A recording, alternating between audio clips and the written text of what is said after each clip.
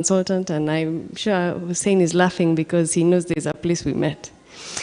I have a question, slightly, okay, the two issues. He brought up a forensic issue, but my question, I think it's just an issue of reflection. Since the start of the protests, I've been wondering, and when I go into every office, I see the picture of the president. I don't mean any disrespect, but is that also a symbol of, that is compulsory? You understand, like, I wonder why I don't see the picture, a framed, beautiful picture of the Constitution of Kenya, of the preamble signed by the Kibaki. I mean, that is what we give the president to uphold. That is his custodianship in terms of mandate when you are a president.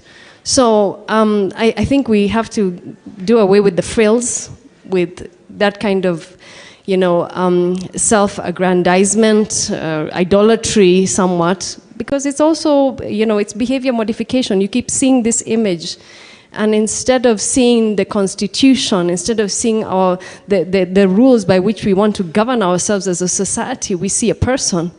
And so none of us can get away with seeing this person, either at national government level, offices, public offices, private sector offices, county governments. I think it's time for us to put the symbols of power by the people where they should be. And the symbols that need to be transitioned out, as my dear comrade has said, you know, is then moved towards what's the ideology of this revolution. I would say we need accountable governance. We don't just need governance, we have governance. We try to use elections to eliminate people.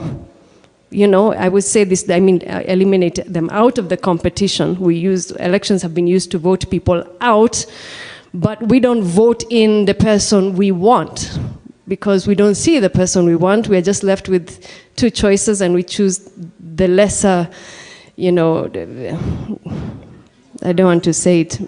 Someone said the other day that Mababas wa Eve, you know. So, you know, we can't do that anymore.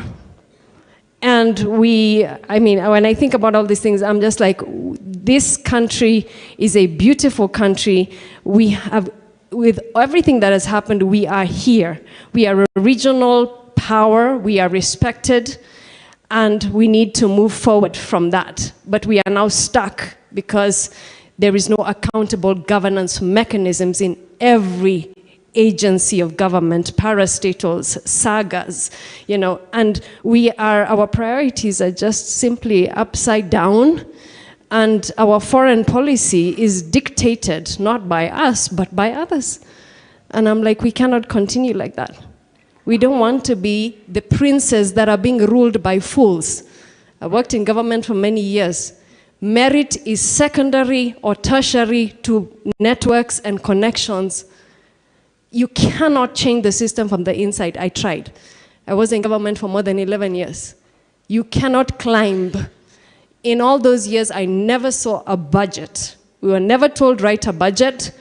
You don't prepare for results. What is a planning for results process, or what they would call the equivalent performance contracting. And so it's hard to even appraise people. When people come and say, okay, what have you done? Where is your appraisal? You know, there's no appraisal. Right? So I think the ideology should be accountable governance, and if we want justice and we want independent investigations, when I say forensic, say evidence management. Forensic. Evidence management. Who is in charge of evidence management in this country? You cannot have the potential perpetrator be the same person as the investigator. And right now, the National Forensic Lab is in the hand of the National Police Service. All right. So you cannot investigate crime and conduct the scientific analysis of that evidence.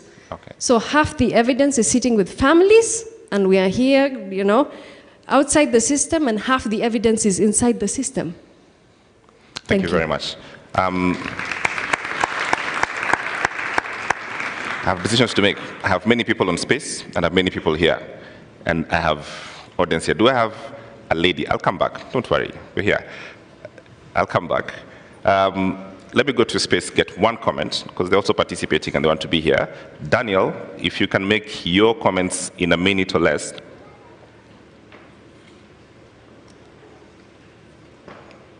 Do we have Daniel? Okay, so we'll come back. But let me just get quick reactions to this so that we move the conversation forward. Start with you, Irungu. I'm told Daniel is here. Daniel, can you hear us? Please make your comment. Yes. Thank you so much. So I want to go one step back and look at the Constitution. So when we inaugurated the Constitution, what we did was that we changed